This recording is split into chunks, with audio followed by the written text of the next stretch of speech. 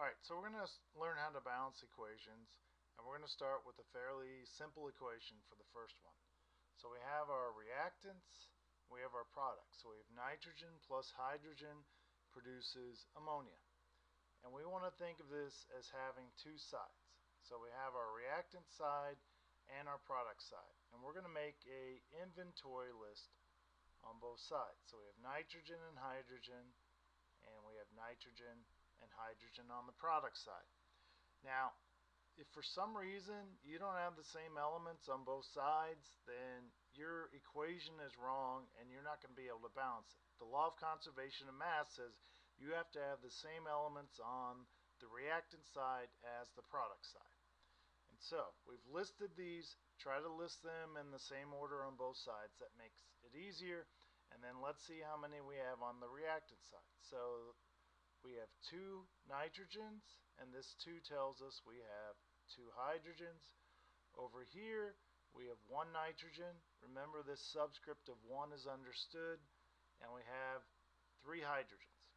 So first thing we're going to do, let's start at the top. We always want to try to balance hydrogen and oxygen last. So let's balance nitrogen first. So we have 2 nitrogens on this side, we have 1 on this side. So to balance it, we're going to put a number in front of the formula. That number is called a coefficient. And that number gets multiplied times everything that's in the formula. So there's 1 nitrogen in the formula. We need 2 to match this side. So what times 1 nitrogen will give us 2? And that's going to be a 2. So we put a 2 here. And now we have 2 nitrogens.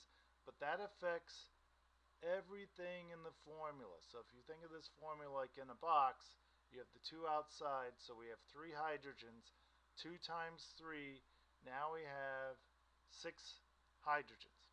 So we balanced nitrogen, but we messed up hydrogen. That happens. So now we need 6 hydrogens on this side. So what coefficient times 2 will give us 6?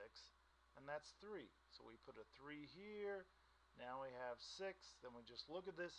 2 nitrogen, 2 nitrogen, 6 hydrogen, 6 hydrogen. So it's balanced. So it would be 1 nitrogen plus 3 hydrogens produces 2 ammonias. And that's our balanced equation.